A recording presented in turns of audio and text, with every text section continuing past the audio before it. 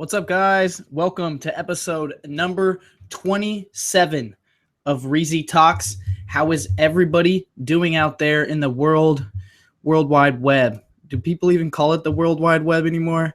I feel like that's something that old people say. Anyways, we got a lot of stuff to cover. I got some questions that came in today and yesterday over Instagram. And also just some news stuff to go over before I take a couple calls. I want to just cover a couple things. Mostly, let's see real quick. Toys R Us is filing for bankruptcy. You guys all know about that, right? It's not 100 yet, but it's like 99.9. So it went from saying they might file bankruptcy to unnamed sources say they are filing bankruptcy as soon as next week. And that's pretty crazy. That's a product of our environment and what we do selling on Amazon. Toys R Us, one of the biggest retail distributors of toys that we all grew up with, or if you're not that old, maybe you didn't grow up with it, whatever. But I just seen a tweet from Tyler Schmidt, Gary V's personal assistant. He said, you know, that's a sad day when Toys R Us closes because he remembers going there after the dentist or the doctor, like to get a new Game Boy game or whatever. And I could fully identify with that. But that's just what happens in the retail world when Amazon is taking over everything. You can't compete with Amazon. They're taking over the game. And so if you're not competing properly on price with them and you're not delivering great customer experience, like I get frustrated when I leave the house and it takes an hour, it takes 2 hours to do something. The other day, my wife went to go get a toilet brush from Ross and it took her like 2 hours. And I was like, babe, why would you even do that? Just go to Amazon and type toilet brush, look for one that has good reviews, a lot of them, and buy it for like $7 and take like 10 minutes and never even leave the house. Like that's what these retail companies are competing against. And they're just still not trying hard. They're hiring underqualified people that hate their job. Like just go to a retail store and see what it's like. It's not a fun experience. 99.9% of the time, they don't know what the hell is going on and they cannot help you.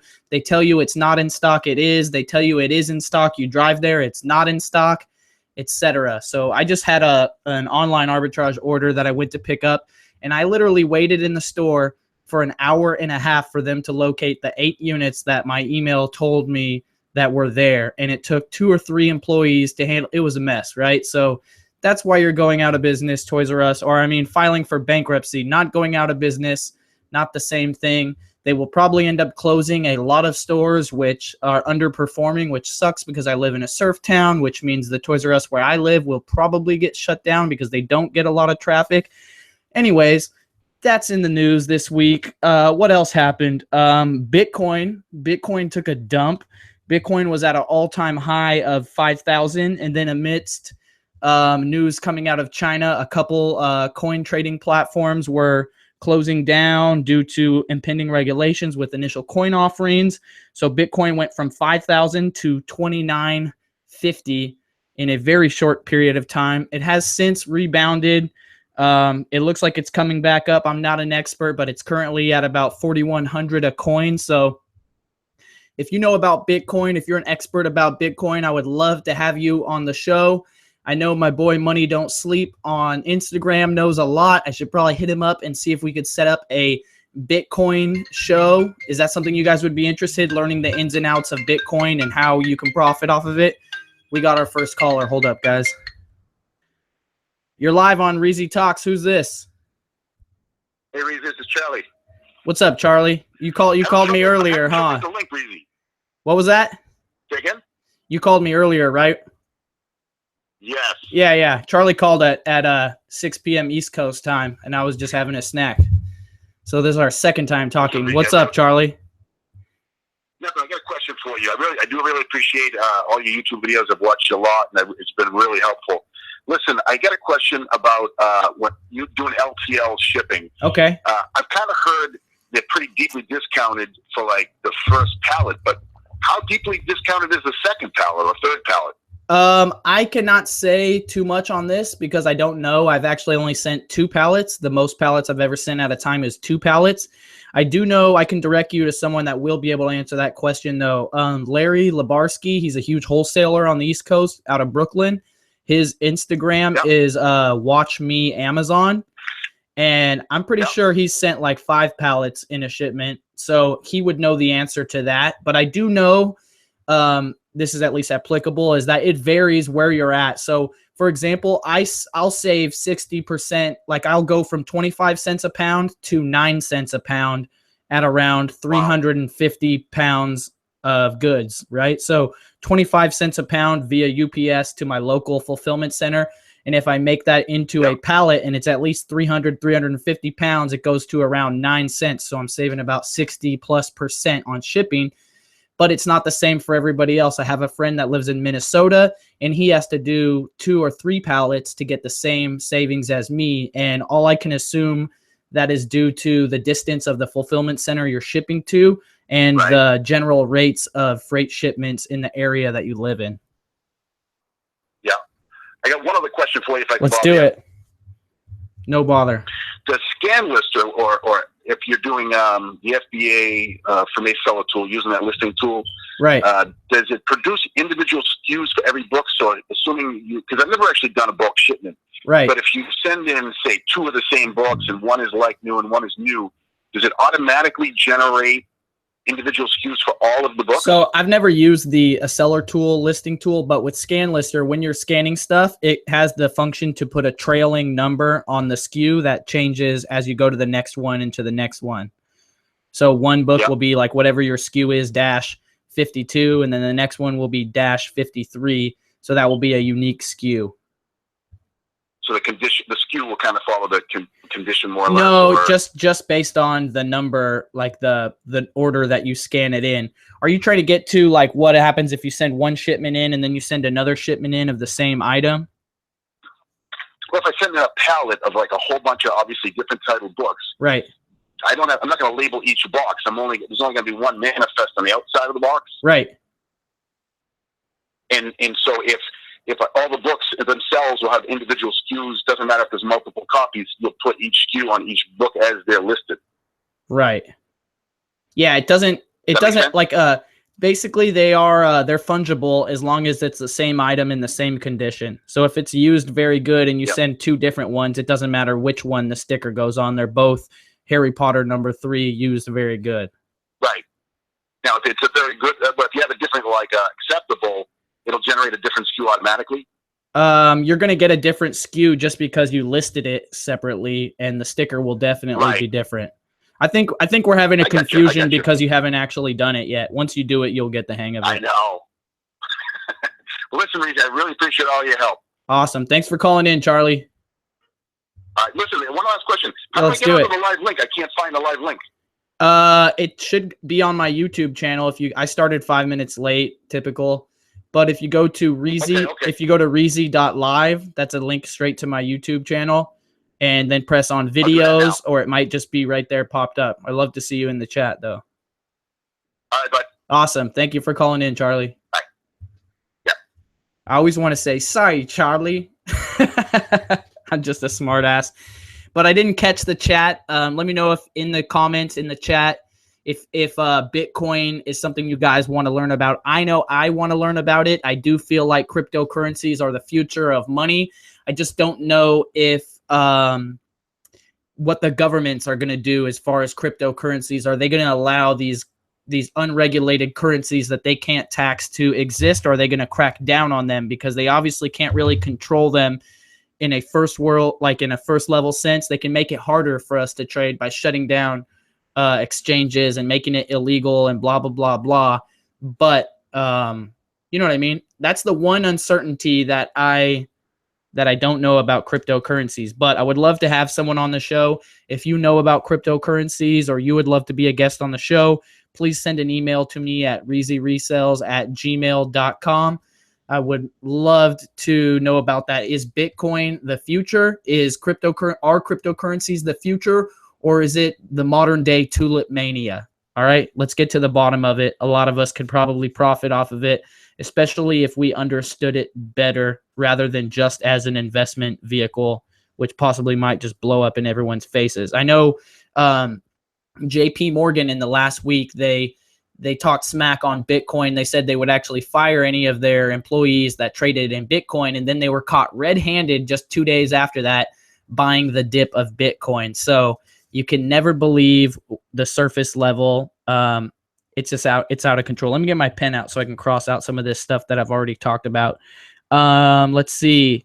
Okay, here's another one I saw today on Watch Me Amazon's Instagram. He posted, and then I went and read an article about Amazon ships beer now through Amazon Prime now. You can get beer delivered. Actually, don't know if it's beer or if it's just wine or whatever, but you can get alcoholic beverages delivered in an hour or less using Amazon Prime now.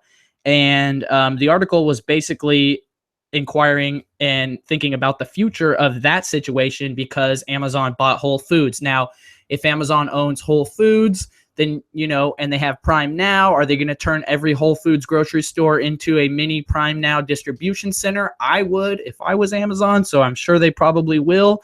And now that they also own all the Whole Foods accounts, they have all kinds of liquor accounts and et cetera, et cetera. So it might be a very short time till we are shipping Hennessy into FBA to be shipped off to our customers. So that's also very interesting to me. Let's see. The new iPhone came out. What do you guys think about the new iPhone 10? It's smaller than the big phone, than the big like 7S Plus, 7 Plus or whatever, but the screen is bigger. So that's pretty freaking cool. The whole face tracking, face unlocking. The face unlocking failed on when they were demonstrating the phone at the reveal or whatever. The face unlocking failed on stage, and their stock took a dip the next day. I know because my business partner made money off of that dip, which is pretty cool. He shorted it. Facial tracking, you can make the emojis talk, all kinds of cool stuff. And of course, the processor is much faster. But it's going to be like $1,000 for the low end and $1,300 for the 256 gigabyte model. Is that too much for a phone? What do you guys think? I mean, what is the newest Pixel phone going to cost? $800 or $900 anyways? So who knows? The one thing that I don't like about phones is that because the processors change so fast and the RAM changes so fast, the app developers are constantly using them up to their fullest as much as possible. And because of that, in like a year or two, your newest phone is sluggish and slow and you need a new phone. So that kind of sucks. I don't know. Maybe in the future they will look back at this time and laugh at us or whatever, but whatever. It's here. I'll probably get an iPhone 10. It's a tax write-off. So next thing, update your app. Snapchat came out with a new update that has augmented reality Bitmojis. Some of you guys might have tried this already. It's pretty freaking cool. Your Bitmoji is like in 3D using the world view lenses on Snapchat. Your Bitmoji, there's like a skateboarding one. There's like a dancing one. He's drinking coffee, but literally you can just like, you can move your phone around. You can look at the top of their head. You can go behind them. It's pretty freaking cool, the stuff we can do with our phones. Someone in the chat said the sound was cutting out. Is the sound cutting out to anybody else? Is the sound cutting out to anybody else? Just want to verify if the sound is or isn't cutting out. Let me know, guys.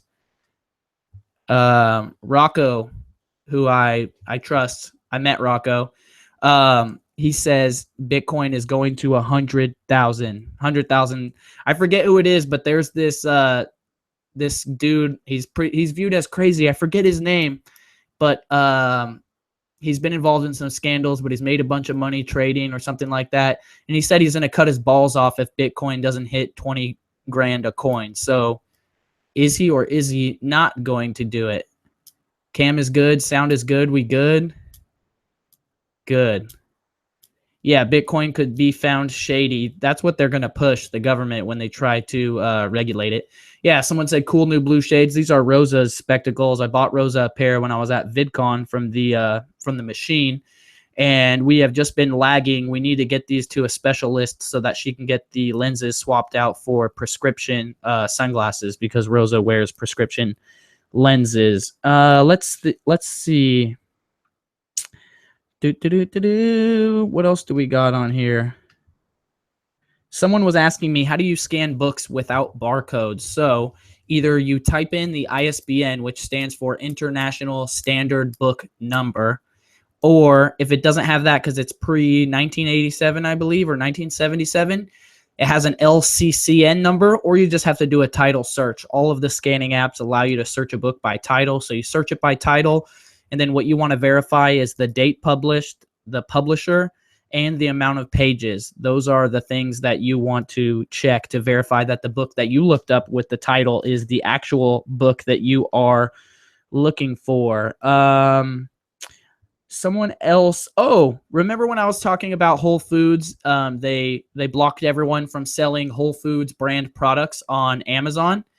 Well, those sellers tried to remove their inventory so that they could do something with it, and Amazon would not let them remove their inventory. And what happened when they investigated it was that Amazon said they were going to pay them for their inventory. And I just received confirmation yesterday or the day before that Amazon did purchase all of those sellers' inventory for full value price, less FBA fees. So it kind of sucks. Amazon said you couldn't sell Whole Foods brand products, but at least they didn't leave you there holding your inventory and having to mail it back and having to deal with it. It was basically like you sold your store for full price, for full listed price overnight. Can't sell it again, I'm sorry, but at least you got some money, and now maybe you're going to sell something else like Trader Joe products or whatever. But as far as I know, this is the first time Amazon has done anything that was remotely cool with that kind of thing, because usually they just leave you standing there. You're in the basketball court, you got no ball, you got nothing to do, and there's no recourse or anything. So thank you, Amazon, for not being completely cold-hearted on that one. We appreciate it. Let's see, what else do we got here? Someone was asking me about Q4 prep. What do you do for Q4 prep? So in fourth quarter, quarter four, sales go bananas on Amazon for all kinds of stuff. For anything that is going to be gift related for Christmas, or anything that's holiday themed. You got Halloween, you got Thanksgiving, and you got Christmas. So you have 3 big holidays with your eggplant in your hand. I wanted to say it, Brian. Thank you for putting it in the chat. You got 3 big holidays coming up that you can sell into. All of those things. You got pumpkin spice. You got seasonal foods. You got gifts galore. So anything that can be a gift during that time. You got Hanukkah. You got everything, right? And then just because everybody is on Amazon buying stuff for those holidays, it reduces their barrier to buying. So they're more likely to buy stuff because they're on the website. They've been buying stuff. They just don't care. And you'll see what happens as it gets closer to each holiday. People just make irrational decisions. They buy stuff without considering price. They buy too much. They just American economy is completely wasteful, and this is the season of wasteful economy. And so it is time for us to capitalize. Do books go hard in Q4? Books do not go hard in Q4. December and January is the next book season. So it's mostly in January with a little bit in December because people are focusing on Christmas stuff. So, but that is the next semester for school. So December and January, and August and September are the 2 main sets of double months that books sell. And you can look this up by doing a Google Trends search for the word textbooks, and you can see these classical 2 spikes every year since the beginning of books being sold online. And then there's a little tiny molehill in June for summer school. But yes, they do spike a lot in December, and then January, which is the beginning of the next year. So a little bit, but mostly January and Christmas. But yeah, and then also some books do get bought as gifts. Not so much used books, but it does get a spike because people are looking for gifts for Christmas. But what you want to do for these holidays, if you want to prepare for fourth quarter, for Black Friday, et cetera, you want to make sure you have a lot of generally consumed products that people buy. So hot products, electronics, toys, pumpkin spice stuff, just anything people are going to need for the holiday, or any type of gifts they might need for that holiday. Those are the types of things that are going to sell really well. Clothing is going to get a big spike for fourth quarter, which means shoes, which I sell shoes. Shoes are going to sell really well. just all that stuff, just toys. Like toys alone, guys, are bananas. If I could do one thing, I wish I could go back in time and tell myself when I first started selling books that I should be selling toys for fourth quarter, because every single year I get a big boost of cash in August and September because of textbook season. And then I don't do anything with it. I should have been buying toys the whole time and selling and rolling my money over again before the next textbook season. So really, really wish I could have done that. We got RJ Martinez in the chat right now. RJ Martinez, if you don't know who he is, you played yourself. His Instagram is RJ Martinez 2389. Go ahead and click on his name and leave the video for a second. I won't be mad at you, and subscribe to his YouTube channel. We're going to get him on the show, so we can do a full-on, 1 hour solid Amazon merch informational, and it's going to be the best one you ever heard. So stay tuned, alert for that. RJ is one of the quickest and fastest up-and-comers in the Amazon merch game. He is selling more shirts than anybody that I know personally, and I think he's selling more shirts than a lot of people that are pretty known and established figures in the game. What's your highest records of shirts sold in one day, RJ? I think he told me he sold 66 shirts in a day last week, something like that, which is insane. So can you imagine if you're making $4 on each one of those shirts, or even if you're only making $2, you're making $120, $240 profit off of selling shirts. You got no inventory, you got no employees on hand, you got no customer service to deal with, you got no warehouse payments, you got nothing. 81. Sorry, excuse me. The boy sold 81 shirts. That's a man status. Can't even call him a boy right there. 81 shirts in a day. That's playerism, folks. If you don't know about Amazon merch, I cannot stress it enough. Sign up for Amazon merch right now, guys. Go to merch.amazon.com. Sign up with your email. Sign your mom up. Sign your grandma up. Sign everybody up, because this is the next wave of Amazon FBA. It's going to be bigger than FBA, in my opinion. Right now, it's just T-shirts, but it's about to be long sleeves. Then they're going to go into embroidery. They're going to get sublimation printers. They're going to start doing all-over prints, yoga pants, coffee mugs. They're not going to let all these other print-on-demand sites take all their business. They will eat, just like they eat everybody up. Just like what we were talking about, Toys R Us going out of business because of Amazon is just killing it, right? So Amazon merch is something you definitely want to be involved in. I actually just uploaded my 10 shirts for the day before I got on the show. My designer was lagging, and I didn't have 10 new designs to upload today, so I took 10 designs that I had already uploaded, and I re-uploaded them using the same titles, same bullets, same keywords, everything, but I chose 5 different colors. So now those designs are available in 10 colors instead of just 5, because merch limits you to 5 designs per 5 colors per design upload. So that's one strategy that you can employ, that a lot of people employ, is that you upload your same design twice to 5 new color options. And I strategically chose 10 shirts that have been selling well for me from my catalog. So now I will get the chance to see if those same shirts with those same keywords will sell well or even better now that I uploaded them to new colors, right?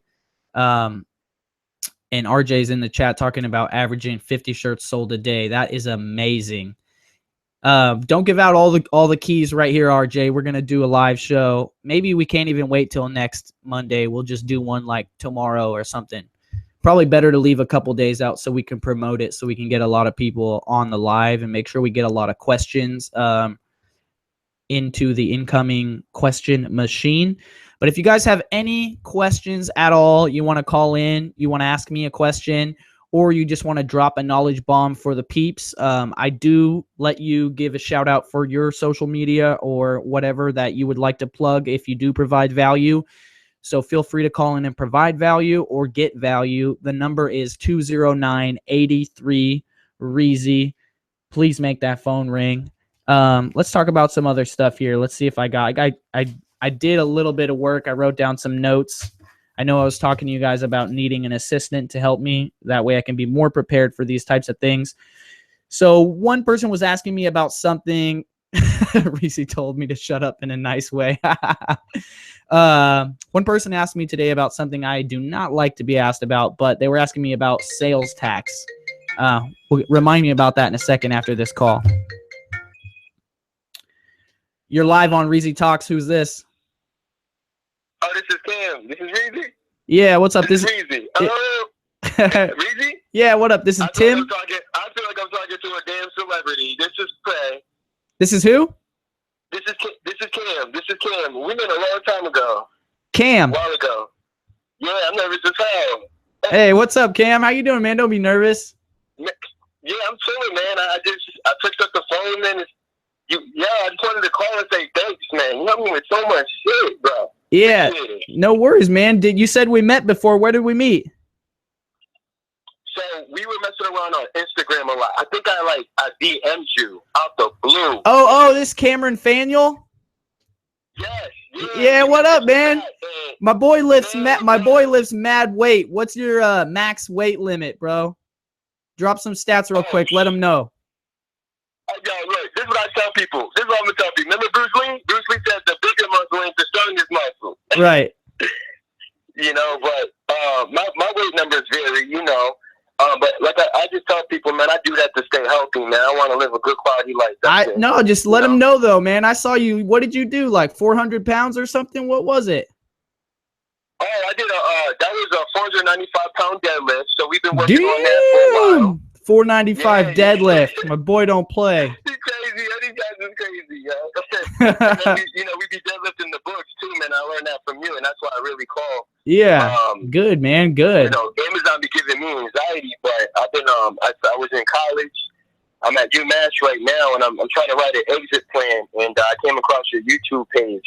And I just wanted to say, I have followed a lot of dudes before you, trying to mess with foreign exchange. And, I was learning good things, but it's always at the end, I don't have a lot of revenue. Right. So I would learn something good, like maybe I can do something for myself, and they'll hit me with the, $997, $2,000. And what really helped me out, man, was the value you gave, man. It didn't lead me into a wall. It led me into opportunity and options. And that's why I just wanted to call and really just put it where it's due, Awesome, man, dude. Thanks for calling in, dude. I remember you. I know we haven't had a lot of engagement lately, but I think I still follow you and I see your posts, man. Yeah, I've been trying to do what Gary said, man, just put my head down to work. Because I'm new in this game right now. It's only been about 3-4 months. And like I said, I'm putting boxes together tonight. I'm trying to feed the machine. And that's really it, man. And it's trying to keep up with you, really. Awesome, bro. Awesome, dude. I'm glad. Hey, I'm so glad that you called in and we got to talk, man. Also, man, I'm glad you're giving people great value, man. Because, like I said, it helped me create options and opportunities. So I tell people, man, you may not figure it out in the beginning, but it just gave me another road to go down, and that's the most important. Definitely. I appreciate it, brother. Hey, do me a favor though, man. Do me a favor. Yes. Pay it forward, man. Whatever you know or however you can help people, do your best to just make the world a better place. You know what I mean? Just let people know however you can help them. You know what I mean? You seem like a great person, so I'm sure I don't even need to tell you this, but you know what I mean? We all from you, man, is sharing. Yeah, I'm telling you, man. Man, that's what I'm learning. When you share, you never know what's going to happen, because when you give without expecting anything in return, you have no idea what's going to come back to you. But I do know that it makes the world a better place, right? Because for one, you're helping someone else. That makes the world a better place. And then if you can impact them on them, they're like, well, this guy just helped me and didn't ask me for anything. Then you're almost guilting that person into wanting to do the same thing. Exactly, man. And that's what you did for me. I appreciate it, man. And I'm going to put together these boxes. I'm going to keep, like I said, I just been documenting like Gary Vee said. So I'm not too far. It just, like he said, I had to put my head down and work. He said, get out the news feed and work. So that's what I had to do. Cause I love that about Gary. He'll be like, get off my Instagram and go hustle. Yeah, right. Get off my YouTube and go hustle. Get off my YouTube and go hustle. Exactly, man. All right. Thank you for calling in, Cameron. Yeah, I'll probably call in again as soon as I keep running the business. I'm sure I'm gonna have questions, brother. All right, I do have one specific question. Yeah, let's get to it. One question. When you first started FBA, how long did it take you to start outsourcing to different products? It took me longer than it should have because I just didn't know, and I learned organically. Like, people ask me, how'd you learn this? I made every mistake possible. That's how I learned. But, you know, one day I scanned a board game, and I was like, oh man, you could sell board games. And then I was like, oh man, you could sell CDs. And then then I started about the toys. Right. Then I started looking up, stuff by title searching, like calculators or just like all kinds of random stuff, So absolutely. I like to tell people you gotta be a thrift army knife, right? So like, the more stuff you know about, the less likely it is that you leave a source empty-handed, right? Yep, I know what you're leaving me with too. I know this advice. I know what you're telling me, man. I appreciate that. All right, man. Have a good day, Cameron. Sounds good. Yeah, you too, Reezy. Keep hustling. All right. Peace. Daddy, can you make some room for me? You're going to have to sit on my lap. Your lap? Say hi to everybody. Hi. We got Luna here. Luna, you want to open up a package? Yeah. We're going to do a little quick mail time, guys. I got a couple packages. I got one for me. And Luna got a package. So let me get it ready for you because I don't think you can open this up. This one is from Jason Golden, my man Jay Golden. He sent Luna a package, so let's get this cracking for her. All right, pull it out. What do you got right here? One at a time. Thank you, Jason. Let's see what you got. First off, you got a shirt? Yeah. Oh, look at that tag. That means that's an Amazon merch shirt. Check it out, guys. So we got... Yeah. Whoa, what is it? Let's see. Let's go. We get you guys a nice picture of it. Do you like it? He sent you a pink shirt with a crazy lady design on it, huh? Cool? I'm going to see if I can get the link from Jason to put the link down below for his shirt. You guys can check it out. You see that tag? That's how you know it's an Amazon merch shirt. Thank you so much for the shirt. You like it, Luna? Yeah, I also got a book. Come over here. And then he sent Luna a coloring book. He does, Jason does private label or published his own coloring book.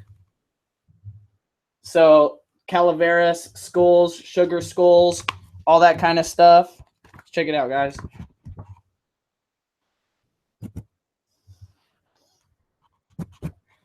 Pretty cool, guys. So this is his, I don't know how he published it, if he does Create Space or what. But this is a rad coloring book. I'm sure Luna's going to have a lot of fun coloring it. Will it fit Reezy? Yeah, so thank you very much, Jason. Tell Jason thank you. Thank you, Jason. Awesome. It's cool to have friends that you meet online. Hey. You're done. Get out of here. No. You can't hang out here the whole time. It's hot in here, and it's going to be a long show. But Daddy, I want to help you open some packages. I just have one. I have one or two more. I got one package. This one has has the Queen on it. I think this one is from John Case. Let me open this up real quick. All the way from England. If you guys miss the show ever, you can always catch the show on my podcast, on the Reezy Resells podcast on iTunes or whatever you're into. So here we go. We got the Anglotopia's Dictionary of British English. You have to be happy. I am happy. You have to be happy. This is the British slang from A to Z. That's pretty awesome. Let's see if there's a buddy, a sandwich, usually sold in chip shops. What else? Cake hole, mouth. Camp, effeminate or homosexual. Camper van, a recreational vehicle.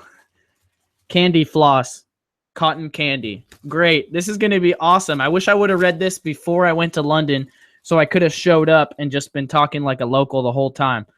Thank you so much, John. And I'm sure he probably found this while he was sourcing books in the UA. What's on your lap? I got another one. All right, hold on. We got one more package. I'm going to open it. This one is from Full Melt Fusion. Let's open it up. I got it. You already started opening it. I already know what it is.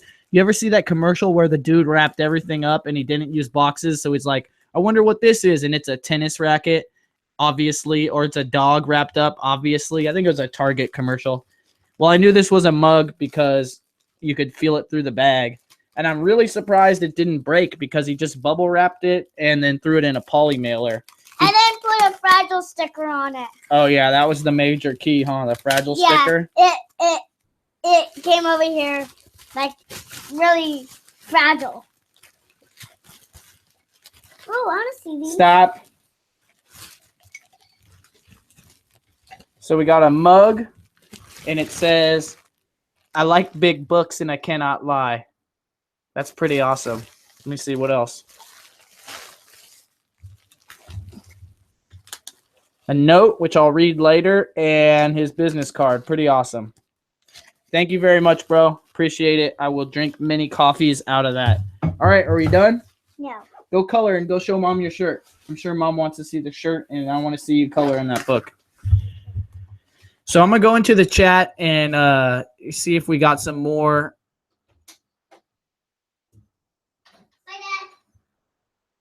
Some Wally Waddies says, Reezy, you are what they call unconscious competent in the law of attraction. That's why I love watching you, bro. Gage Brandt says, I'm going to look that up. Josh says, I hate big books, long-term storage fees.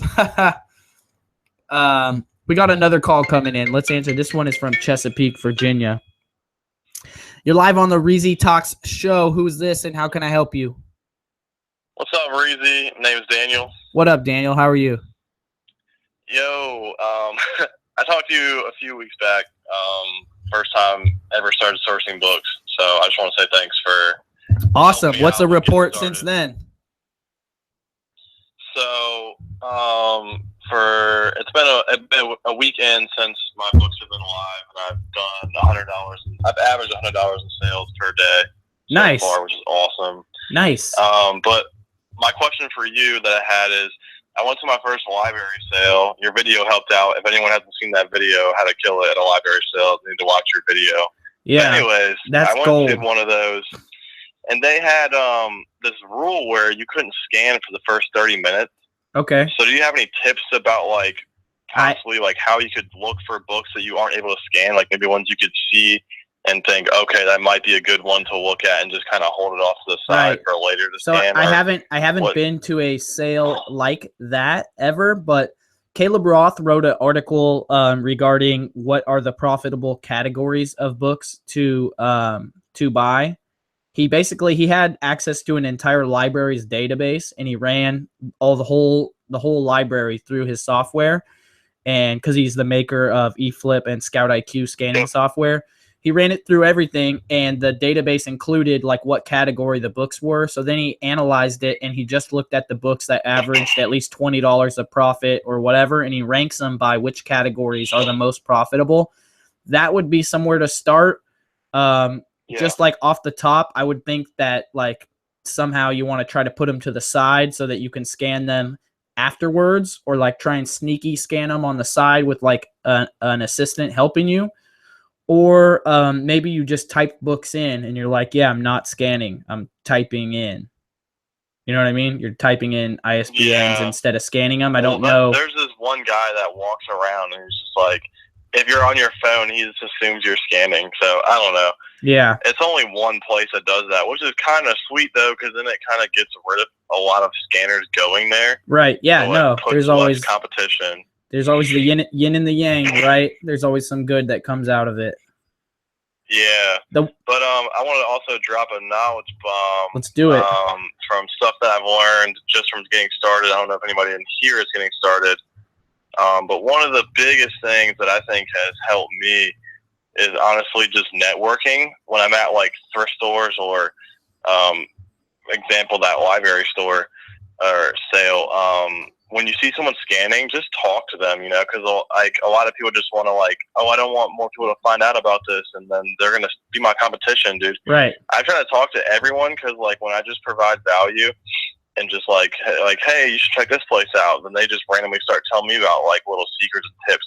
I found this one guy at an outlet store, and he was telling me about all these different secrets and tips and stuff, and I was and he's been doing it for a year, and I've only been doing it for 3 weeks, and I don't know why he was telling me all this. I guess it's because he said that I seemed like a good guy and like Right. I was just giving him value. And That's then the like name I of the went to that game. library sale and I saw these two dudes who just like you would ask them like, you know, you talk to them and they just were so isolated. And I just tell like They had a this scarcity energy about them where they're mentality. just kind of like, yeah, like they just don't want to talk to anyone. Like they just think that's like competition is everywhere. And it's like dude, you can't be at every thrift store, Right. you know, every day, every time, you know, like there's a way to balance it out. But Right, exactly. the other thing that the main thing that I learned from that guy that I would say people should do is if you live in a certain area, pick like 2 stores, like main thrift stores, and just kind of own those stores. Like get there exactly when they open and just scan every book and then go to the next one and scan every book and just kind of like run those stores where like people come later in the daytime and scan and they think the store sucks because you bought all the good books, so they never come back, like because they're just like, oh, this place sucks. And like, they don't realize you're there early morning scanning. So just get there every single day early in the morning, because you think like, oh, they're not going to put a lot of books out, but I just went this morning after I went the day before and found 6 more books. Right. So we call that keeping the cupboard bare. And that's definitely a strategy you need to employ. And it might not be go in the morning. It might be go in the afternoon. You have to have your finger on the pulse, and you have to understand when do they put the books out. And if you're friends with the store, and if you do like what I say in my tips for going to thrift store video or whatever, and they actually like you and appreciate you, the employees, if you provide value to the employees, right, just by being nice or by not leaving a mess, or by helping them put the books out or whatever, you should know when they put the books out. And sometimes it's in the morning before they open. Sometimes it's at night after they close. Sometimes it's after lunch, you know? So if you know when they put the books out, you have a huge advantage. And then, like you said, keeping the cupboard bare is definitely a huge advantage, because you're going to reduce the amount of competition. And in the book selling business, it's a high ROI, low buy-in thing. There's not a lot of barriers to entry, basically none. So you got to do what you can to keep your cupboard full. Yeah, and that was what he was saying too. Was just like, again, like networking, not with just other scanners, but like talking to the people at the store and just like becoming their friends and making it. Because like, you know, you don't know when they're going to put new books out, and you'll be able to find that stuff out. And like when they have, you know, some big inventory coming in, they might slip you a secret about it. Like, yeah, this new big inventory is coming in tomorrow, right, or stuff like that. So just, and not even another big thing is that like someone might be asking you what you're doing, and you might, if you have the scarcity mentality and you close them off, like, oh, don't worry about it or whatever, they're not gonna, like, that'll be their first impression of you, and they, you know, now they're like, okay, that guy's a prick. But the reality was they never wanted to sell books or be your competition. They're just curious as to what you're doing. And if you would have just told them what you were doing, you would have got 2 good things out of it. You would have, 1, they would actually like you because you wouldn't be seeming like a prick. And for 2, they would know you're the book guy. And so, like, literally, I've had instances where people ask me what I'm doing, and I tell them, and then they're like, oh, yeah, my cousin has a basement full of books. He's moving. We're trying to get rid of. Or my grandma, whatever. And it's an opportunity to hand out your business card to someone and then, you know, grow your network, because your net worth is your network. And, you know, that's an opportunity to get more inventory. The more people that know what you do, you'll find that the books start coming to you. So I just moved, but in my old house, in my old neighborhood, everybody knew I was the book guy, and I would wake up and there would randomly be boxes of books in my driveway. The neighbors just knew, and they put the books in my driveway. So if people, you know, that's not going to happen if they don't know what you do. You know what I mean? Yeah. That's good. That's good knowledge for me. I didn't think about that. Because, I mean, I still tell people, like, when they're like, what do you do? I'm like, oh, I'm scanning. But I'm still, like, I'm not closed off, but I'm not as, like, receptive. I'm kind of just like, oh, I'm just scanning books. And they're like, oh, for what? I'm like, oh, I resell on Amazon or whatever. Right. I'm not as, like, open about it. So I think just focus on your interaction being like, when they're like, what do you do? I sell books. You know what I mean? Because maybe they are a dealer, but they're a clothing dealer, or they're a this or that, you know, and then next week they're at a storage locker auction and they buy a locker, or their friend buys a locker and it's full of books. And if, you know, they're like, what the hell am I going to do with all these books? Oh, I know that guy. He gave me his card. Let me call him up. Yeah. I think I need to get cards eventually. Everybody should have cards. Starting out, but eventually, yeah. You're not in business if you don't have business cards. Yeah. It's the best investment you'll ever make. We get like 1,000 business cards for $10 from Vistaprint. Oh wow, I didn't know that. Yeah, Okay. it's ridiculous cheap. Do you just hand them out to like people who seem interested, like not just like random? Basically just like feely touch with people, and then if they're like, oh, and then if they're mildly interested, if they don't just like, if their body language isn't like, let's end the conversation right after you tell them what you do, then hand them a business card. If you're out at garage sales, or if hand out business cards or whatever. If you're at a estate sale, those are often run by companies that do estate sales. Give them your business card, let them know. Go to law offices and hand them your business cards and tell them what you do, because they got to get rid of all their old law books every year, different stuff like that. I don't know about that. That's awesome. Definitely. I got to let some other callers call in though, bro. Yep. Thanks for calling in. I appreciate you, Daniel. Yeah, thanks, man. By the way, thanks for the Hydro Flask. Oh, yeah. No worries, man. I'm sipping on mine right now, keeping my hustle hydrated. Oh, yeah, same thing. All right, man. Thank you. I appreciate it. All right. Thanks for the support. Have a good night, bro. Later, you too. All right. We had a couple people call in while I was on that call. Sorry that call went on for a while, but if please call back. I would love to take your call. I'll take this moment to let you guys know that I have these 40-ounce double wall stainless steel flip top lid with the straw limited edition Reezy Resells flasks available, 40 ounces, because that's a magic number to keep you hydrated. They are $25 plus shipping. There's a link down below. I think I got about 80 of them left, so I do hand number them and sign the bottom of the bottle, so that's kind of cool.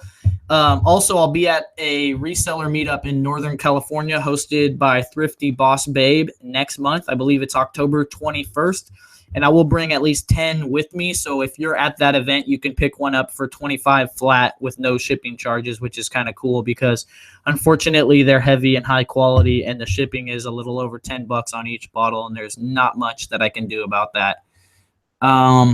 Let me catch up with the chat and see if we got any more questions. You guys are probably keeping yourself occupied here for that long seconds of time. Josh H says, because if you tell them you sell on Amazon, then they will sell them. That's not true at all. People know about Amazon. People know about eBay. They don't have the time to deal with it or figure it out, or they're not inspired. It's like when you go garage selling and people, they say they want this price for something, and they say, well, I looked it up on eBay and it goes for this price. And you say, well, then sell it on eBay, bro. They're not going to. They don't want to. They just want some money right now. Drew's over here talking about he's going to sleep. Sorry, Drew. I know you're a high energy dude like myself. You probably have ADHD just like me, bro. Just like me. How's the hustle going out over there in Philly, bro? Are you still in Philly flipping furniture or what, man? What's up? Are you still burying guns in the woods? How's it going, bro? Let me know. That's an inside joke. Let's see. We got any more questions? Let me know if you guys got any questions. Oh, yeah, let's go back to that tax question. Thank you, Ivan, for reminding me. So there is a thing called sales tax. There is some people subscribe to the belief that you need to pay sales tax for every state that you have inventory stored in at every fulfillment center. Most of the people that are telling you about this is a service called Tax Jar, because they make money off of you using their service, and their service is probably pretty good and makes filing taxes very easy, but it costs money. And so of course they're going to push, fear to drive you to buy their product or whatever. But as of now, there is no actual precedence in court of law saying that that is true. And I was advised by my CPA, of course, you have to do what is best for you, to only pay sales tax for the items shipped to the state that my business is registered in. So that is what I do. I am registered to California. I am registered to a couple other states as well, because we operate out of those states. And those are the only states that we pay sales tax to when the items are shipped to that state. So to do this, you go into your Amazon account settings, tax settings, and you insert your state tax ID into the slot that is appropriate for your state, and then you're done. And then you are done. Amazon will charge your customers for the sales tax, and then that gets passed through to you, and then you write checks to your states to pay sales tax for them. Let's see. We got a question. Antonio Hernandez says, I've been trying to open wholesale accounts with different suppliers, but they don't let me open it because I don't have a commercial address. Any advice? I do not have any advice on that because I am not a wholesaler. I am looking to going into that. I would refer you to Larry Labarsky. His Instagram is at Watch Me Amazon, a big wholesaler on the East Coast. He should be able to answer that question for you. And last I heard, he is getting ready to start up a YouTube channel and produce some type of coursework or something. So I support him and I believe in anything that he produces. Great guy. So the knowledge should be coming. But yeah, maybe you need to get a commercial address, get a little warehouse, or find someone that has a commercial address that you can use their address to get your mail sent to or something. Not 100% sure on that, but we'll see. Drew says he's building it one block at a time, his empire. Where are you going to be in Northern California? So if you guys want to check out that event, I'll try and remember to put the link into the description. But it's in Pleasanton in the end of October, I believe, on the 21st. Go to Thrifty Boss Babe Instagram. That's her event. I'm not being paid. I'm just showing up. A bunch of resellers are showing up. Vogue Squared is going to be there. Hustle at Home Mom might show up. 10K on the Bay is going to be there. Posh Hanger is going to be there. Feel Good Finds is going to be there. If you don't deal with the Instagram community, you might not know some of the people that I'm talking about, but I do recommend all you guys to get involved with the Instagram community. That is where a lot of the action is at. Since YouTube is more like it's just more production, it's more serious, right? There's just a lot more action going on Instagram than on YouTube. For Q4, what products should I source and blah, blah, blah. That already answered that question. So rewind the video and you'll find the answer to that. Another thing is, guys, I am trying my best to get every question and answer that I say time-stamped so that in the description below, you can go down and find the questions listed with the time that the question was asked on the side, and the time is clickable. So when you click on it, the video will just jump right to that point where the question was asked. So if you missed the show, you can go back on YouTube. You can search all the questions real quick and see what I was asked and what I said without having to watch the whole video, which is pretty neat. I have some people helping me do that. If you want to get on the team to help me make this a reality, that would be great. Go and check Reezy Talks number 25. I just added the timestamps for that video today. It's a really great, it's super fun. I even like clicking on them myself. So cool to be able to navigate the video like that. Martell Apparel says, question, I listed a product in someone else's listing and now they have test bot against me. What should I do? They have ordered 4 times from that listing from me. I don't want to cancel the orders. I think you should ship those orders. If someone bought from you on Amazon, you should ship the orders no matter what. I'm not sure what the situation is exactly because I don't really do private label, but you definitely want to stay within Amazon's terms of service. Your account is worth more than gold, and worst case scenario, they say that you can't sell that item. Hopefully you don't have 1,000 or 2,000 of them. Just move on to the next product. It happens every single day. Is the CPA liable for tax advice? I believe a CPA is liable, and that's why they have the certificate and you don't. My favorite thing is when my CPA asks me a question, and then I'm like, no, of course I don't know the answer to that. That's why you have a job. Like, if I knew the answer to that question, I wouldn't have hired you. Your job is to deal with all of these questions. Like, how am I supposed to know this? You think they teach this stuff in public school? No, they don't. Drew says they are not. You sign your own tax return. That is true. You do sign your own tax return. But I think they are legally bound by some type of something. Oh yeah, guys, smash the like button if you're watching and you do like this. I see that there's 81 people watching and there's 35 thumbs up, which means that 50-ish 45-ish of you guys haven't smashed the like button, and I would appreciate you smashing that like button.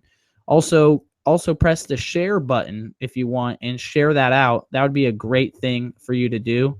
Share the video. Sharing is caring, and I appreciate it. Let's see.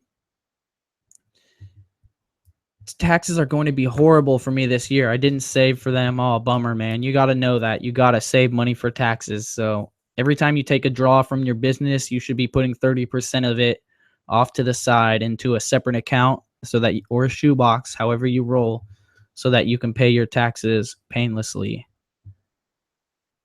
Let's see. Please give us the link to the analysis of the book prices. If you search my YouTube account, I have a playlist that is just specifically for looking at books using scanning software, and I think that's what you're looking for. Go watch that playlist.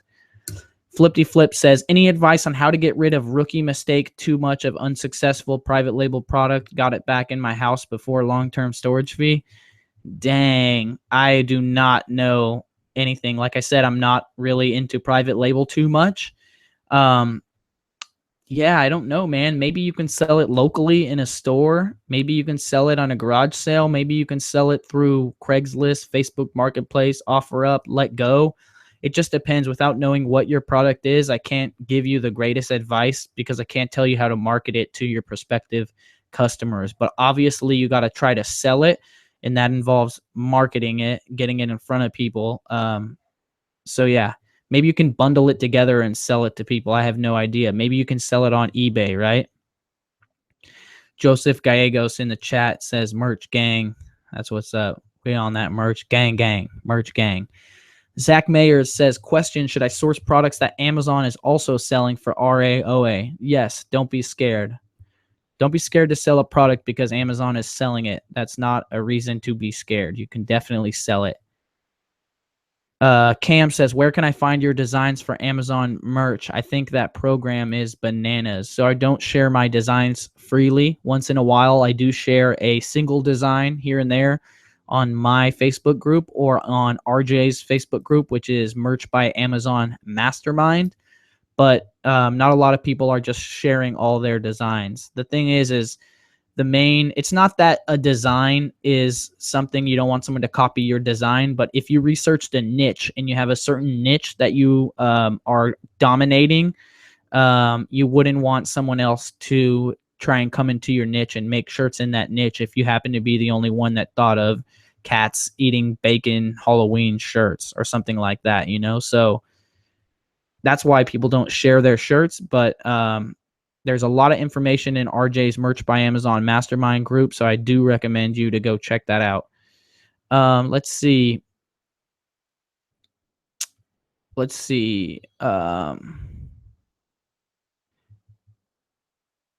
Drew says, that is an incorrect assumption. Survey says I was wrong. Happens. So disregard what I said about the CPA earlier. You're liable. I think Drew was a CPA in his past life. Let's see. So someone said, yeah, the IRS will come after you and they don't care who actually filed, you signed it, whatever. True, but I have gotten a discount from my CPA, which charges me a decent amount comparative to the fees that I was charged by the IRS for their oversight. So they want to keep you as a client. If they make a mistake or they give you incorrect guidance, talk to them. Fox's Treasure Chest says, question, best settings for books on FBA scan. Are the default ones okay? They are not okay. I don't actually use triggers very often. Rosa just showed up and brought me a coffee. Can you say hi real quick, Rosa? You're wearing my specs. I know I'm wearing your specs. Look at my beautiful wife. Hi. Say hi to them, not hi to hard. me. He's working hard. All right, get out of here. Give me a kiss. All right, get out of here. Enough of that love. Enough of that love. She didn't want none anyways. Look, you didn't even see me. No, they did. The face wasn't even in there. Let's see. So let's see. Adding on, sorry, another seller is selling my item. They don't want me to sell it on their listing. They're threatening to report my product to say it's not authentic after they receive it. Is it authentic? If it's not, then you might be in some trouble. If it is authentic, then they can tell you not to sell on their listing, but they can't get you in much trouble for selling unless they have brand ownership on the listing. Which tax code do you recommend we use? I don't know the answer to that question, Ivan. Let's see. Drew had a nugget right here. Let's see. Drew says, if a return that is completed by a CPA is audited, the CPA will provide info to the IRS after they expunge records. Their responsibility is nil.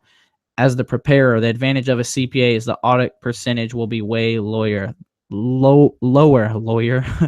I hate these kind of talks about taxes. The IRS prefers to go after people without a CPA. Yes, definitely. Let's see if we got any more questions. Flipty Flip. Any experience in getting reimbursed for lost damage units in Amazon's warehouse? Happens often to me, and I get reimbursed pennies and have to fight them for days in order to get the right price. Yes, you can fight them tooth and nail every time and you can get it back, or you can do what I do. And a long time ago, I signed up for a service called Refunds Manager. There's a link down below for you to sign up as well. It's free, but they take 25% of what they recover, but they are relentless and they will get you what you are owed. So I highly recommend that service. There's other services that are cheaper and take less of a percentage or have a flat rate fee, but they do not cover as many case types as Refunds Manager covers. They cover every single case type, like 10 case types more than their competitor, than their closest competitor. Let's see. Hector says, Reezy, is it normal practice by Amazon to have my inventory show as duplicates, even though I only sent 1 unit of each? It's happened in my last 2 shipments. No, it is not normal, but weird stuff happens sometimes. I've had thousands of items returned to me and then have hundreds of things that were never mine showed up. Like, I never sent in bamboo utensil trays. Why did I get 50 bamboo utensil trays returned to me? Oh, well, I'm selling them on eBay. Weird stuff happens sometimes. How do you manage stress and fatigue while working? I drink a lot of coffee and a lot of water. What triggers do you use for Scout IQ? I haven't really messed with the triggers too much. I'm not a big triggers guy, guys. Like, I prefer to read the data. The only time I use triggers is if I'm scanning a large like store and I have a limited amount of time, or I am at a book sale. In that case, it's just like flat rate.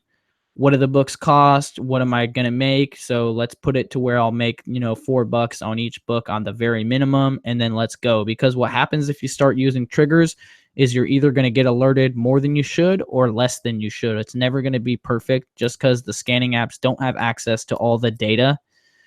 Again, I haven't really fine-tuned triggers to be done with average sales rank, which is a pretty new thing in the game. So with average sales rank, I think that you can use triggers very well, but I don't really use triggers that much. Again, I'm not personally scanning a lot of books myself, and that's just how it goes. So I do know that Jim Pickens' course, which you guys can pick up through my affiliate link at scanthatshit.com, he does include triggers settings in that course.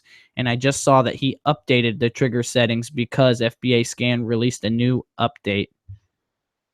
So that is something that you might want to look into. It's $100. It will save you much more than $100 worth of time. Let's see. Drew says, if you're in business, you should have a CPA filing your return. There's no question about that. Let's see. When you reconcile FBA inventory, most of the time the reimbursement is instant. We've rarely had to even open a case to get reimbursed. I do not know that that is to be true at all. I've had to fight them many times on the reimbursement amount. Miggity Mike says he's loving Refunds Manager. Well worth the price. Z Chromo says, I have a lot of books. Are you telling me I can make money? if you have books that are worth money that people want to buy, you can definitely sell them. I have built a business on it. It is profitable. Let's see. Garrett says, do you have a video on FBA scan settings? No, I don't. Sorry.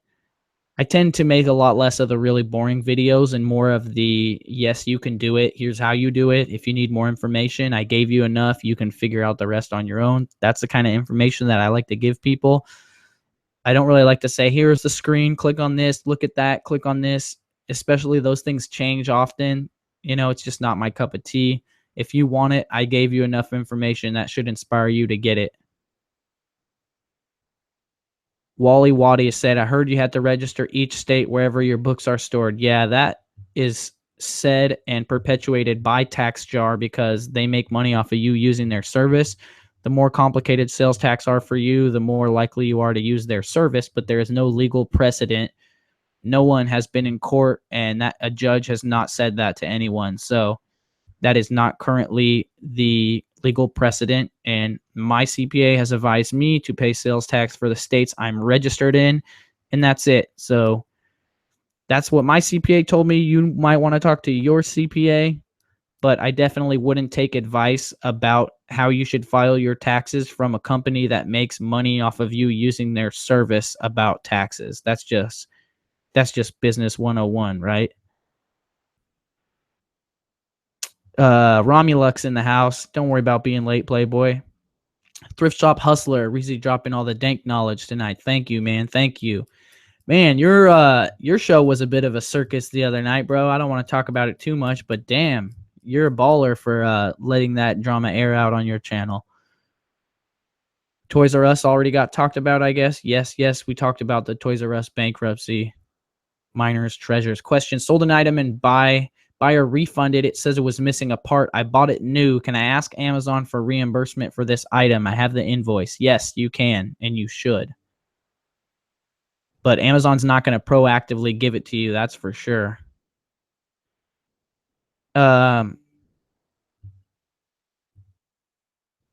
Mike says, I would never have used triggers with FBA scan. What was blown away at the accuracy of Scout IQ's trigger settings. Scout IQ is amazing. Definitely amazing. Thank you for the compliment. Easy motivation. He said, I'm like the Gary V of book selling. Don't want to blow me up too much, but I'll take that. I definitely look up to Gary V.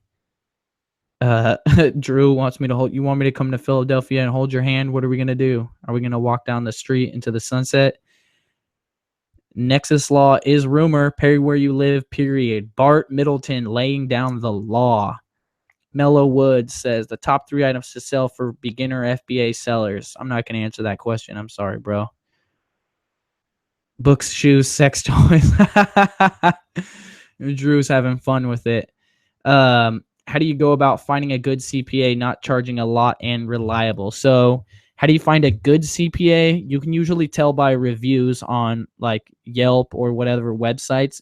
But the best way to find a good CPA is to just talk to other business owners. And when you find one that's happy with their CPA, and if someone is just glowing about how awesome their CPA is, then you want that CPA to be your CPA as well. So business networking, usually in person in your local area, talk to people that make way more money than you and have way more complicated tax returns. And if they like their CPA, that's a good guess for a good CPA. How do you find one that's not charging a lot? Don't hire a CPA that lives in an expensive area. So if you live like where I live and it's very expensive to live, get a CPA from a couple towns over where the cost of living is a lot less. Definitely the way to go. Let's see. Any merch tips? Thanks for all the answers and info. I gave a little bit of tips earlier. Don't let a day go by where you don't upload. So make sure you upload all your designs to premium and standard t-shirts, and then upload each design 2 times to each slot so that you can get 10 colors for each design. You might not want to do it at first because you want to focus on getting sales and you don't have as many slots. But once you're in the 500 tier and you can do 10 uploads a day, just start maxing it out, especially your designs that have sold before regularly.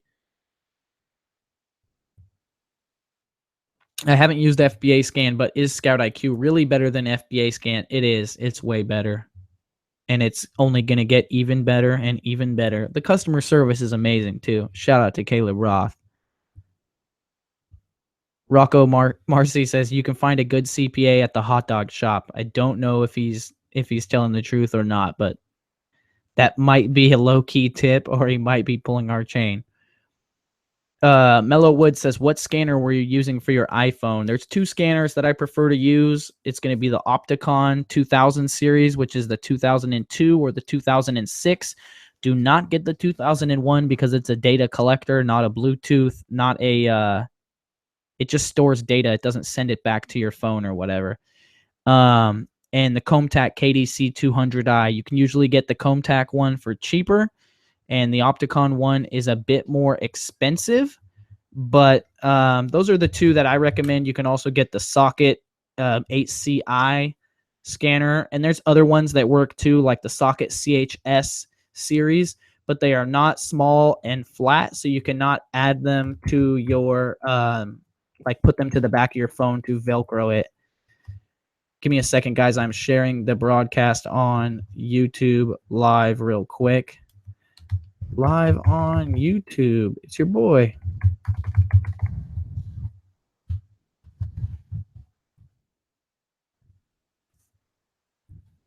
Go back into the questions. What's a CPA? Certified public accountant. Kosher hot dog shop. That's what Drew said. Dang. Okay, see, that was a low-key tip. I knew it. Rocco says, I talked to everyone. I asked some advice there last year. The hot dog shop ain't bad. Easy Motivation says, Scout IQ is the way to go and triggers work amazing with the E-score. Yeah, E-score is revolutionary. Been preaching to y'all for 3 weeks now. Yeah, if you guys haven't signed up for the Scout IQ beta, you played yourself. It's actually free right now. Do me a favor, though, if you are using Scout IQ because I suggested it to you or because you heard about it from me, after the beta ends and you have to subscribe, come back to me and grab my link so that I get affiliate commission for you for your sign up through Scout IQ. It's not going to cost you anything, and it's a great way for you to support me doing what you're going to do anyways. If I am correct, I should be doing like a live show the day Scout IQ comes out anyways, so I'll be all over the place that day, and I should be hard to miss. Kosher, that just means that it's Jewish and they slit the animal's throat and ritually watch it die like the sick Fs they are. Josh H says FBA Scan has E-score now. Yeah, it's not the same exactly, but it's nice that they're trying to cater to our needs now that they know they have competition and they never really cared before. So, oh yeah, update. One thing about that came out that I thought that was pretty cool is FBA Scan now makes a eFlip competition competitor, like a online book arbitrage tool.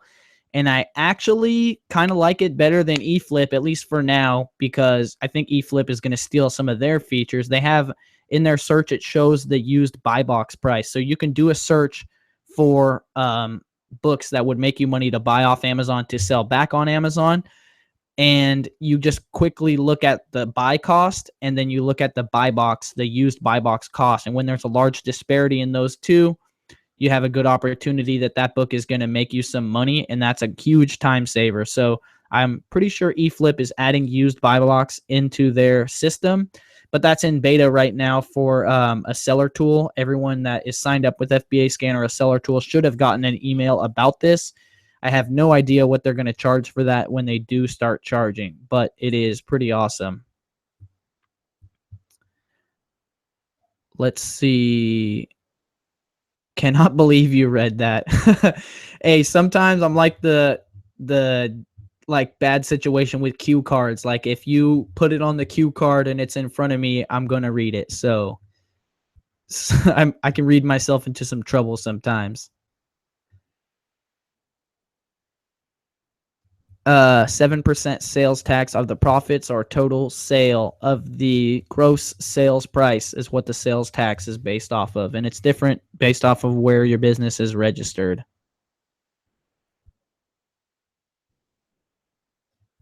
How is everybody doing though today? How are your guys' sales?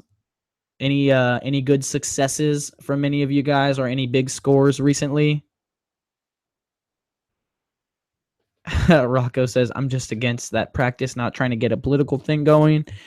And for the record, neither am I. We keep an open mind here, and we'll discuss anything except for negative stuff. Try to not to get into the negative stuff too much. Check out this awesome mug that I got, though. Disneyland cast member. Baby, you got to know someone to get this mug. 19 Cells said he got a free book, and it's worth $79. That's what's up. That's what's up. 1,000 records for $100 the other day. That's awesome. That's money. Are you selling those on eBay, or are you going to sell some of those on Amazon? A lot of people don't know you can sell records on Amazon, but you can, and they have barcodes, baby, some of them. So, yeah, I understand some people are vegans, so they're not into people eating meat or whatever, but I believe that there is a humane way to kill animals. You can take care of it, you can love it, and I know vegans that had said they would eat meat if they known it was treated properly. Megan says she bought some Buzz Lightyear wings for $1 and sold them for $49.99. That is what's up. Hector says ever since he signed up for Scout IQ, his scouting game went through the roof. That's what I'm talking about. Raise the roof. Do people still say that? I don't think so. Garrett says, I did 250 today. Potential profit. Just starting out saying, just trying to figure it all out. That's awesome, man. You don't have to say potential profit because anyone that has half of a bird brain knows it's always potential profit. Nothing is actual profit until it actually sells. So like every time you hear me saying potential profit, that's me taking a shot at the haters that say you skew profits, Reezy, because you know that didn't really, like, duh, bro, duh. How basic are you? Come on. Rocco says, eBay, bro, everything seems restricted on Amazon unless I want to do legwork. Oh, yeah, I forgot records got included with CDs in the whole music restriction. One thing I did hear, guys, this is a major pro tip, and I haven't verified it, so don't hold it against me, but I don't think CDs or music is restricted on Canada, so you might want to just, like, save up your pallets of CDs, make a Canada FBA account, and ship those CDs over to Canada and let them buy them. The market is, 5 to 10 times smaller than America, so be warned, you know what I mean? And check out the sales rank on the Canada Amazon, which I don't even know what app you would use. Maybe NitoScan supports Canada, which I believe their app is actually called Nito Pricer. Not 100% sure, but something like that. Bart says he spent $5K on Legos, expected 75% return. That's what's up. So $5,000 on Legos, how many pounds is that? I'm assuming you didn't. I'm going to do some math right now. I'm assuming you didn't pay the average rate of 10. Why do I have to do math? I'm assuming that you got more than 500 pounds, right? I'm assuming that you got more than 500 pounds. You must have got like 1,000 pounds, right? That's a large lot of Legos right there. Congratulations to Lauren. She got her first Amazon book sale this week. Right on. The first one is always the best one. It's all downhill after that. I'm just kidding. It's all uphill after that. Let's see. Can't find it in the App Store. What app are you talking about, Mello? Do you recommend using Reprice It all the time, full auto? You should use Reprice It, definitely. You should be repricing your stuff often. And as soon as you're tired of it, you should enlist the help of a software or service to help you do that. Again, Caleb Roth, the book flipper, the creator of Scout IQ, the eFlip, the self-proclaimed spreadsheet sorcerer. He, damn, that's tight. He should use that. He said he made an article that evaluated repricing, and he did two types. He sent in 2 batches of similar books, and he did 2 different things. He A/B tested, split tested, repricing and not repricing. One group got repriced the whole time. One group didn't get repriced for 2 or 3 months. They sat there at the initial price. And if I'm correct in my memory, which does fail me from time to time, the end result was that the books that repriced the whole time ended up making him more money, because while some books did sell for less, some books repriced to higher prices and sold for more. So a lot of people get caught up in thinking that their repricer is just going to drive the price down. If you have it set up right, it will also raise the price for you. So it could make you more money. So definitely recommend people to use Reprice It. Let's see. Rocco just fell in love with Canada. Tips for growing your YouTube. People who want to provide value about reselling. Dude, just grow your channel and start making content. Do interviews with other people, not people that are negative. Do interviews with people that are positive, that have a following. Provide value. It's the same. It's all the same thing that Gary Vee. Everything I know basically came from Gary Vee. So I mean, not about selling books or whatever, but about how to make a following and how to have a community and how to provide value and how to grow your channel. It's all the same thing. How can you provide value? How can you get people's attention? Provide value, get their attention, and then do your job communicating and engaging, and your following will grow. It's not an overnight success thing. It takes a very long time. You might get lucky like me and get the attention of someone who's big in your area. Like I got Gary Vee's attention, and that gave me a big boost when he shouted out my name a couple times. So that obviously helps, but that's not just luck. You know, I beated, I don't even know how to say that word right. I was beating down his door trying to get his attention, and then I finally succeeded. So I got lucky, but I positioned myself to get lucky. But yeah, you want to cross promote yourself with other people, have an Instagram, have a Snapchat, have a, like, for example, Instagram is a huge white space. You can grow on Instagram much faster than you can grow on YouTube. And then you can leverage your Instagram followers and push them over to your YouTube channel. So just be a good guy, be positive, create content that's interesting, that provides value, especially up front. You know, don't start making family vlogs right away unless that's where you want to go with YouTube. But just provide value, get people's attention, and then rinse and repeat a million times, and you will grow your channel. But do yourself a favor and read Gary Vee's books. Read Jab, Jab, Jab, Right Hook, and read them all, man. Except for the Ask Gary Vee book. Don't read that book. Not necessary, especially if you follow him and you watch the Ask Gary Vee show. Read Crush It. Read The Thank You Economy. Read Jab, Jab, Jab, Right Hook. Crush It changed my life. Like the day after I finished Crush It, I started social media, YouTube, everything. Before that, I was doing it completely wrong. Let's see. 19 Sales said he finally made the leap to buy bulk at yard sales. Let's see that the chat skipped down on me. Is Scout IQ an Apple app? Yes, it is. It's not a sorry guys. Scout IQ is not available in the App Store. You need to go to their website, sign up for the beta test, and then you have to download it through Flight Test app. I don't even know the website or anything because Caleb just said, "Hey, Reezy, here it is." But you should be able to find it very easily. I can see Romulux, who is a moderator in the chat, just put the link down there for you guys. If you guys see that little tool, the little wrench icon next to someone's name, that means they're a moderator in the chat, and that means they help me out a lot. They help me kick people out. They help me provide value. They bring things. They provide value like putting that link in the chat for you, copy and pasting questions that need to be brought to my attention that I may have missed, and just making sure that the chat room is productive and awesome. So do those guys a favor and give them some love. Click on their name, go subscribe to their YouTube channel, maybe find them on Instagram and follow them. Chances are, if I trust them enough to be a moderator in my group, that they are ace people, and you know, they're someone that you can trust. Thank you very much for that one, Josh. Let's see if we got any more questions. Calculated luck. Yeah, that's what's up. 19 Sales has a question. This says, how many books do you need in inventory to start seeing 10 to 25 sales a day? Let's see. Let me check how many sales I have today so far, and I'll tell you right now. Because I have a little over 30,000 books in stock right now. And I have 121 sales for the day. So here, I'll just show you guys real quick. Let me see if I want to make sure I get it focused on the screen.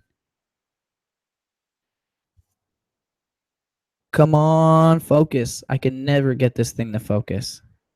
There we go. 121 sales today, almost at 1,800. So do the math on that. 30,000 active units around there, 121 sales. Day's not over, but it's winding down.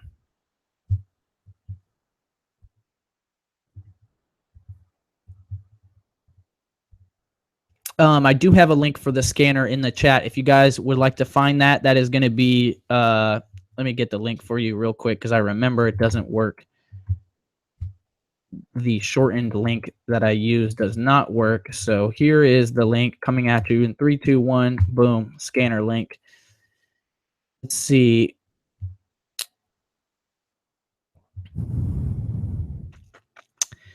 Looking for a question. There are a lot of links in the video. Yeah, probably some would say too many links. Even myself, I look at it and I'm like, damn, Reezy, you put way too many links in the description. What are you going to do, though?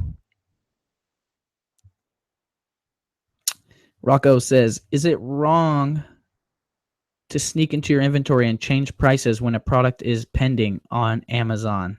Ha ha ha. Hey, you can do what you want to do. It's your business. You can do whatever you want to do. As long as you're not breaking the rules, I say get money. You're live on Reezy Talks number 27. Who's this? Hey, what's up, Reezy? It's Hustle Herbs. Hey, what's up, Hustle Herbs? How can I help you, bro?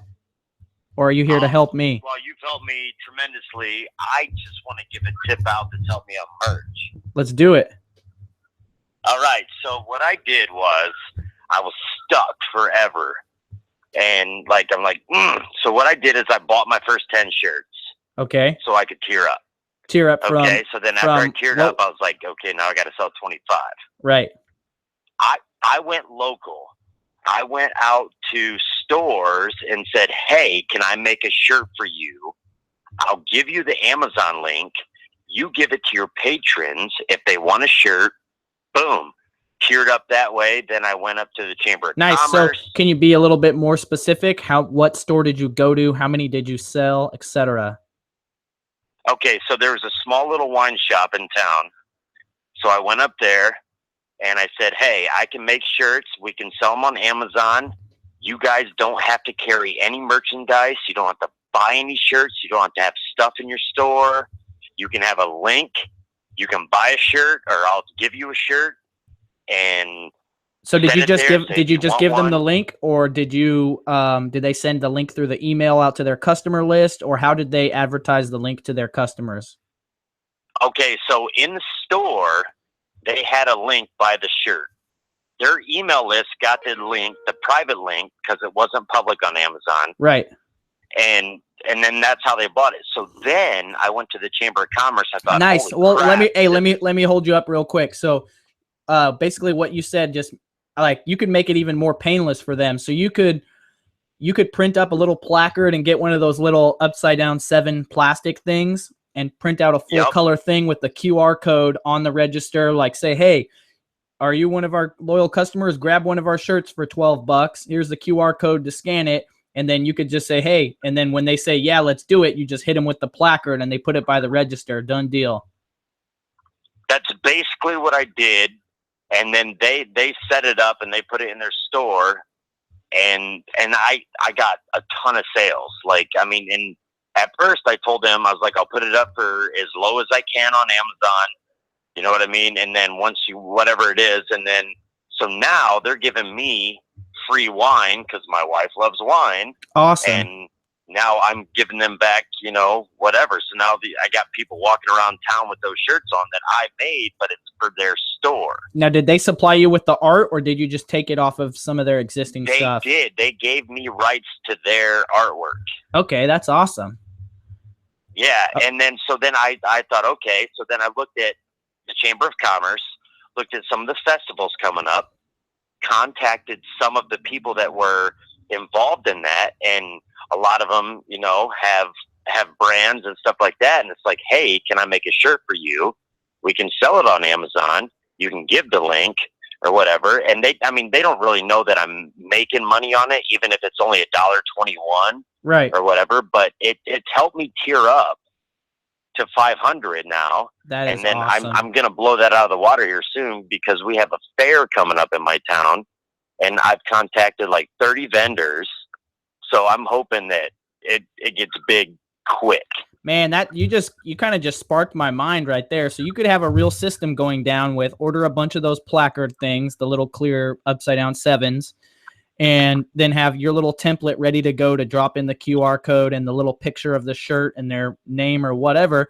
And like you said, you hit up these 30 people that are at this fair. They agree to it. Every single one of them gets, one of the placards. And then you could possibly brand it out even to where you're getting equity off of it because, it's like their shirt, but, provided by the shirt guy or whatever. And then you could have a business card for the shirt guy and you could give out those. And then people know that when they need a shirt and when they, they don't know how many they're going to need, they don't, you could get shirts for $7 each if you order 50 of them and you pay screen printing setup costs, but not everyone can sell 50 shirts and not everyone wants to invest in having 50 shirts on hand. So this is actually a really great business model. They got to hold all that merchandise. This is actually a really great business model where you could scale this in a huge way to where it's zero risk for the people. You're essentially leveraging their intellectual property and their customer base to create sales at zero risk to anybody. And that I'm no pro by any means, but it got me going and I'm on my way and I've got my own designs up, but then I also that's where I'm making my money is through other people, businesses that don't want to carry merchandise. Wow. And it's like, let's put your shirt on Amazon. Let's get it in front of the world. Let's take it to the next level. Let's put your shirt on Teespring. Let's put your shirt on Inktail. Let's put your shirt on Redbubble. Do you guys want coffee mugs? Why don't you guys have store merch?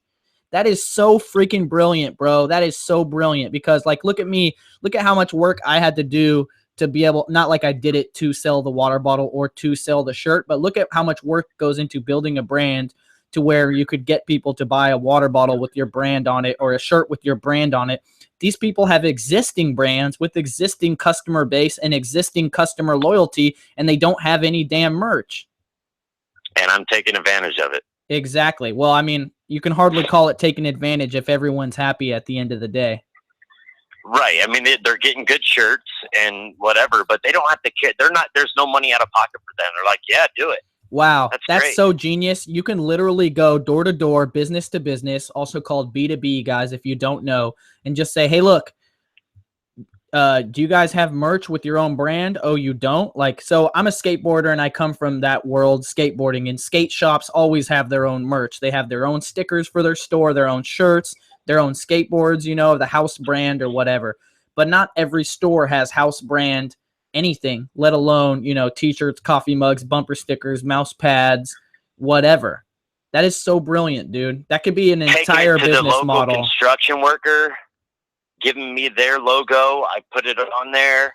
I'm not by any means a Photoshop guy or whatever.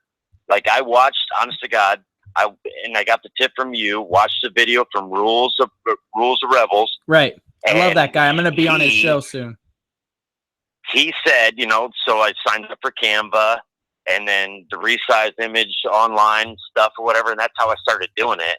And then I've learned a whole lot more in the process, but now I'm taking designs from people. Yeah, but it doesn't matter on shirts.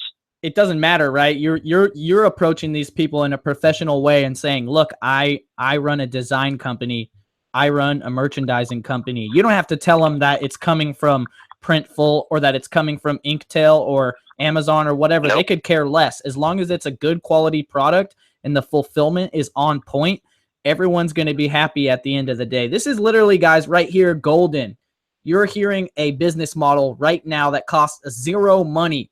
You can make $100,000 a year doing this business model with zero input. Get a haircut and work on your handshake and your smile and walk out to businesses and start landing partners. This is brilliant, bro. I went to my son's school real quick, asked them if I could do it for them. They gave me their logo. I put it on Amazon. They put it on their website. Done deal, 125 shirts in 6 days. Yes. Yes. What did you sell them for, man? $16.95. Yes. My man. That means you made, what did you make? $494 on each one? Yep. Yes. $494. That is brilliant. Brilliant. That's a $500 in what, 15 minutes? Easy. Easy, guys. Easy. And how many schools are there in the area? That's just the one your kids go to, right? Right. And there's so many. There's many more. I love it, guys. This is why I like helping people, because it's full circle. When you help people without expecting stuff in return, you have no idea what's going to happen, but chances are some value is going to be coming back to you, right? And look at what happens, right?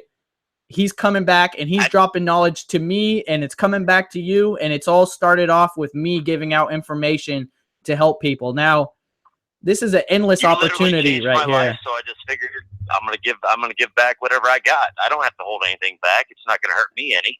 Right, exactly. This is a local thing where it requires you. I mean, I guess technically you don't have to be in that actual room to make this deal with someone. You could telemarket this business into the millions of clients, probably just hire a call service and start calling people. But obviously it's easy. Obviously it's going to be easier to land the clients locally, and everything's easier in person, right? When people can look you in the eyes, it's just a lot easier to make the deal. Yes, sir. Wow, bro. Thank you so much for calling in. Oh, no. Thank you so much for everything you do for us. How is it? We had one question regarding this. Are you sharing the profits from the shirt sales with the people that you're making the shirts with, or no? No, right. They're just happy to have a shirt because you fulfilled a need. They didn't have a shirt before, and now they have people repping their brand in the community wearing shirts, right? Right, because they're going to have to spend all that money on the merchandise, and they don't have to now. And they just have people walking around with their brand on it. Right, and you could even take it even further. You could donate a portion of the, you might sell more if you say you're donating a portion of the profits to charity or whatever. I did see a statistic recently. It says like X amount of percentage of people nowadays, prefer to buy products from companies like Tom's that donate a percentage of the profit to charity or whatever. Right. That is awesome, well, maybe man. Later, but right now I'm trying to tear up. Yeah. No, you're killing it, bro. How many shirts have you sold altogether? More than 500 by now, I would imagine. Yeah. Well, Did you just missed the tear up then, right? Yep. Because the tear up just happened. Would you go to 1,000 or 2,000? The next one. I think it's 1. Okay.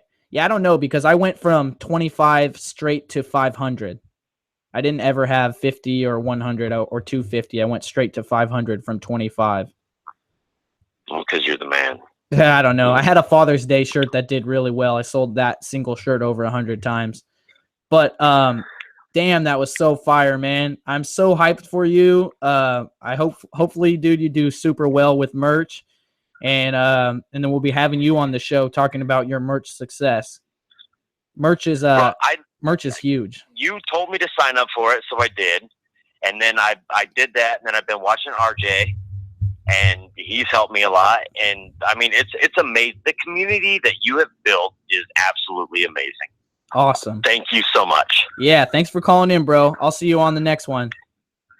All right, Hustle Herbs out, bud. Yeah, hey, real quick, what's your Instagram, bro? Hold on. I'm going to get his Instagram for you guys real quick to make sure we get it in the chat. Hold on. Bear with me while I get onto my Instagram. I think I know what it is, but I just want to make sure.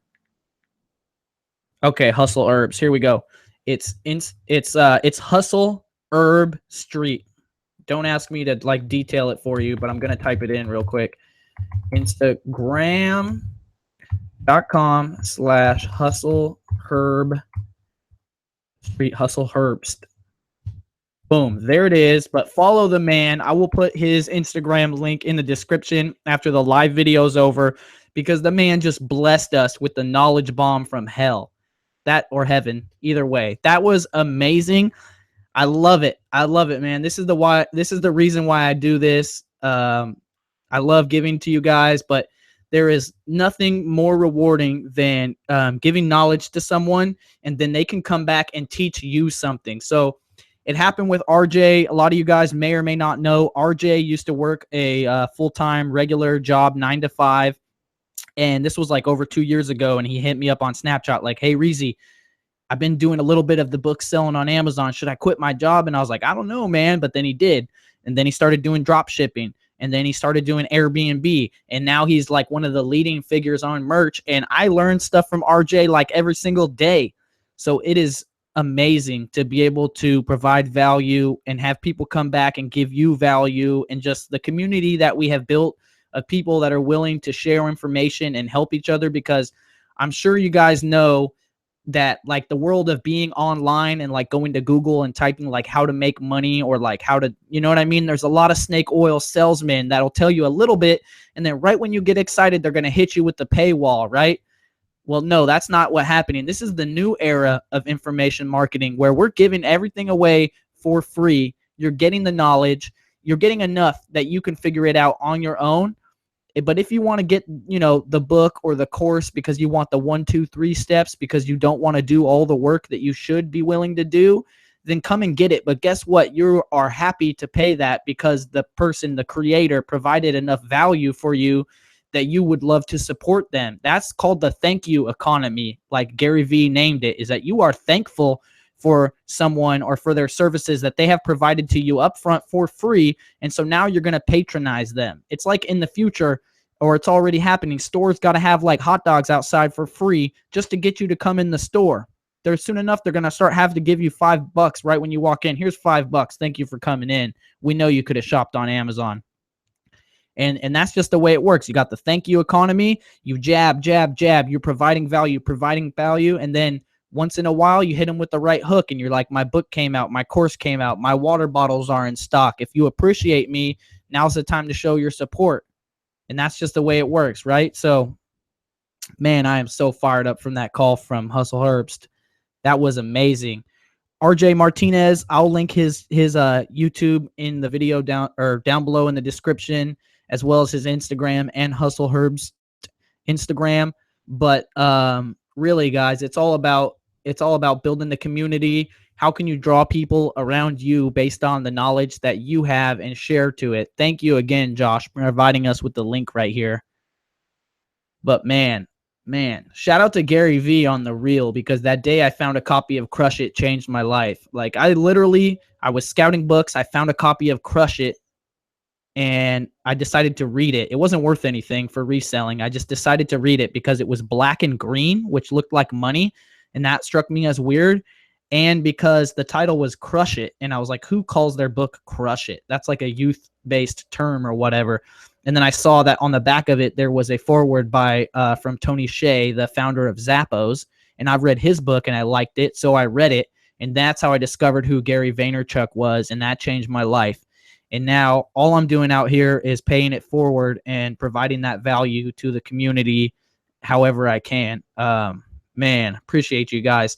If you do like the video, please hit the like button. If you're not subscribed, I would appreciate your subscription. Turn on the bell alerts so that you get a notification when I go live. What time is it? Like 7:46? Damn, I've been live for 1 hour and 46. I literally thought it might be only like 45 minutes into the show, and I've been live for 1 hour and 40 minutes plus. That is amazing, guys. Another thing is I'm always looking for help. So if you guys need some help from me, like one-on-one, or you just appreciate the value that I've provided you, I'm always looking for people to help me. I need writers to help me write articles based off stuff that I've said. I need people to help me make quote cards for Instagram based on stuff that I've said. I need people to help me with the timestamps for the questions and answers for the video so that I can provide those timestamps. And I promise that I will provide massive value to you if I haven't already with whatever you need. Text, we can text, whatever. If you can help me, I want to help you. So give me an email, reezyresells@gmail.com. Message me on Twitter or on Instagram, or comment down below. And I would love to link up with you so that you can help me help more people, because it's like, honestly, I need a D-Rock at this point, and that's not just one. I need a whole team. Gary Vee has a team of 20, 40, who knows how many people helping him. I don't need that many people, but I need like 5 people to help me out here and there so that I can keep things going on point. Again, I appreciate all of you so much for showing up. If you guys want to check out the Reezy Resells water bottle, they're a limited supply. The link is down below. They're $25 plus shipping. They're kind of heavy and because they're really good quality. Shipping is $10. I apologize. I'm not making any money on shipping. I'm actually losing a quarter. But if you're going to be at the reseller meetup in NorCal at the end of next month, you can get one from me for $25. They are hand numbered and signed. It's a great way to support me. You got to drink water. You got to hustle hydrated anyways, right? Again, guys, I really, really appreciate you for showing up and tuning in. If you're listening to this on my podcast, I would appreciate if you would take the time to leave me a review. If you like it, hit me with 5 stars. If you hate it, hit me with 5 stars, just cuz. Anyways, guys, have a great day. And remember, if you're not flipping, you're slipping. And that also means that you're tripping, right? Because you got to be shipping. Have a good night, guys. Peace out.